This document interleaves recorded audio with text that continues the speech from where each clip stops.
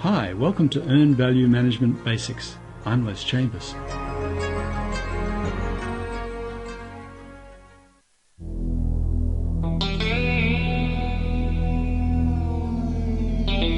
From the beginning, it's never been easy to deliver a systems project on schedule and on budget.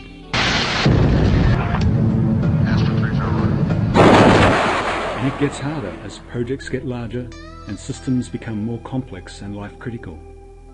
We're often integrating diverse and untried technologies with large multidisciplinary teams. If you're a project manager, you struggle to understand what progress is actually being made. What are you getting for what you're spending? Maintaining visibility of progress is a challenge if you're developing software. If you're a construction manager, you can measure progress by watching your building rise from the ground. But if you're a software development manager, you've got nothing to watch. Software's invisible. It's an abstraction, an idea. It can't be viewed like concrete. And your customers? Well, they don't particularly care about your problems. All they want is accurate answers to fair questions. Where is my money going? Money going. Money going. How much did that component cost? Where is my money going? What is your percent complete? Estimated completion. What is your estimated completion? Percent complete. Are we on schedule? Percent complete. Why are we behind schedule? Money going. Money going. Will you be finished on time? Why are we? Are you in this nightmare? A hungry project team burning thousands of dollars per day, the customer asking questions, and you're searching for answers in an information wasteland. And worse, explaining to the government where the money went.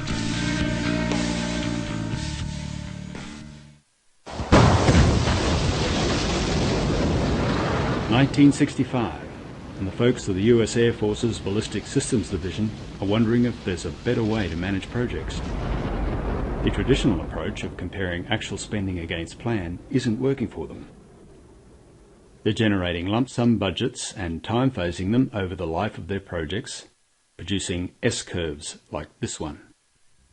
They're tracking performance over time by comparing actual spending against plan, which seems like a good idea, until this happens. Budget's exhausted, but the work's not complete. We're still spending. Explain that to the customer. The conclusion: spending only measures economic activity. It doesn't quantify productivity. What we need is visibility of progress for the money.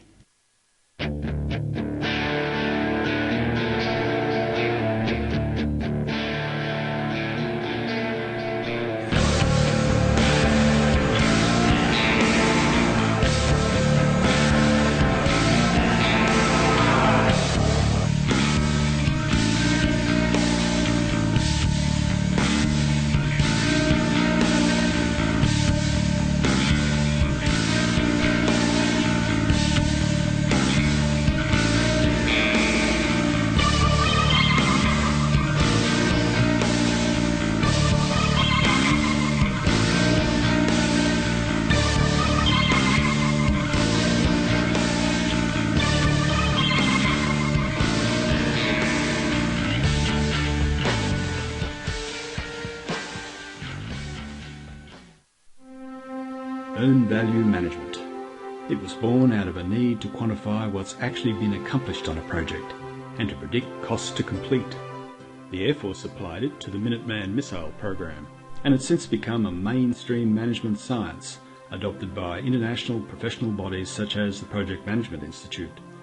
It's also the subject of several international standards. So, why should you spend time learning how to apply EVM? 3 reasons. Firstly, it accurately describes current project status like no other project management tool. It integrates cost, scope and schedule into one set of metrics. Secondly, it allows you to predict future performance early in a project. And thirdly, it's considered best practice by professional bodies such as the Project Management Institute, suitable for all classes of project, large and small, even software. Predictability is EVM's greatest virtue. 40 years of evidence collected over thousands of projects employing EVM have demonstrated a pattern of predictable behaviour. For example, we've discovered that a project that's overrunning at the 15% complete mark will not recover without a scope change or other intervention. In fact, the percent overrun at completion will likely be greater than the percent overrun to date. So, if you're behind schedule or over budget, EVM gives you early warning so you can take corrective action. Let's look at how earned value is calculated. Here I've broken up a project into 3 major phases. The planning phase, where we estimate system development costs and schedules. The development phase, where we design and build the product. And the operational phase, where we deliver and operate our system. In the planning phase, we place an estimated or planned value on all work to be performed. In our example, let's say $30,000. We develop the product, then when the product is delivered, the same planned value of $30,000 is considered to be earned. Earned value then provides a number that gives a true indication of value delivered and hence progress made.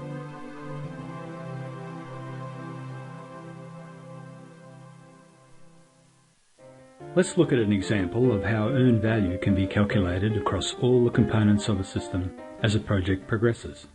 Let's say we're developing a multifunction display system with 2 major components, the display hardware and some software. In the planning phase of the project, we estimate how much both components will cost and when they'll be delivered. We call our estimate the planned value, and we can plot its cumulative value over time. We call this time phase budget the performance measurement baseline. In the development phase, we design and build our components. When we've completed the MFD hardware, we claim we've earned its original planned value. On delivery, we call this our earned value.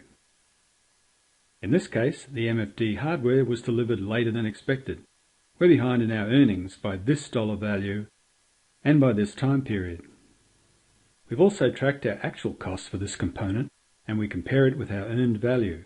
Actual cost is a measure of how much we've spent to convert planned value into earned value. In this case, we've spent more than we've earned. We continue our software development, but miss our planned delivery date. Comparing the earned value and planned value curves, we can see how late we are in time. We can also see how many dollars we're behind in our earnings. In addition, comparing the earned value and actual cost curves, we can see if we're under or over budget. Notice that comparing actual spending with planned spending doesn't give us an accurate picture of performance. For example, at this point in the project, comparing actual with plan indicates we're pretty much on track. This turns out to be wrong. When we compare actual spending with earned value, we discover we've got a substantial cost overrun. The true status of our project can therefore only be determined by measuring what we've actually achieved for the money. And this is the essence of earned value. Okay, so how will EVM help you better manage your projects? What's changed in today's world that makes EVM techniques so useful? Projects have always been risky, but right now they're larger, more complex, and more critical than ever before. Failure can destroy life and property or even bankrupt a company. Here's the core project risk. When the timeline passes over a period where your team is not performing at its expected efficiency, the money lost can usually never be recovered, hence the urgent need for closer monitoring and tighter control. Projects are fixed scope, fixed time journeys. Armed with a fixed budget, unlike continuous business operations, you get one chance to get it right. Projects are stories that arc from a beginning to an end, retold endlessly in infinite variation.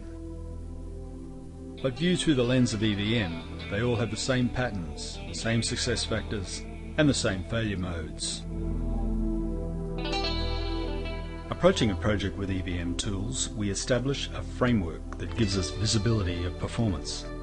We measure performance and answer the cost, scope and schedule concerns of project stakeholders. We use EVM metrics to analyse the state of play and diagnose problems. And we take aggressive management action to stay on track. To create an EVM framework, we scope the project with a work breakdown structure. Using activity lists from our WBS, we then develop a project master schedule. Armed with master schedule milestones and WBS estimates, we create the time-phased performance measurement baseline. A project also needs a mechanism for tracking performance in real time. We achieve this by allocating responsibility for developing WBS elements to organisational groups and create cost accounts to accumulate and track earned value and actual costs. In future sessions, we'll cover cost account planning, including several methods for calculating earned value. With the EVM framework in place, we can now provide quantitative answers to the stakeholder questions we covered at the beginning of this session. Dealing with cost performance, we have: what is our percent complete? Are we over or under budget?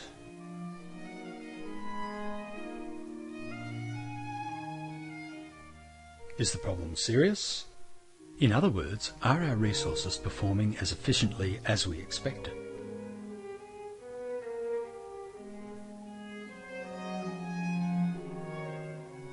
How efficiently do we need to work to complete the project on budget?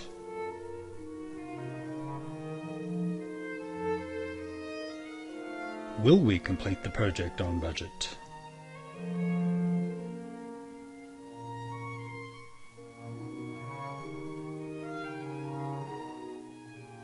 How much more will it cost to complete?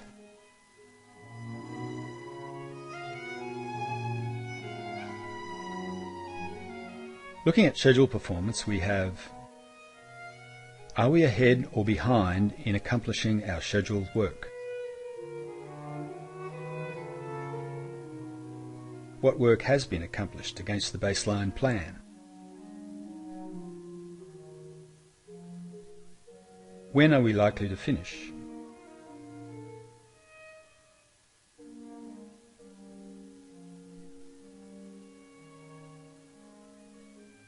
The project is a call to adventure.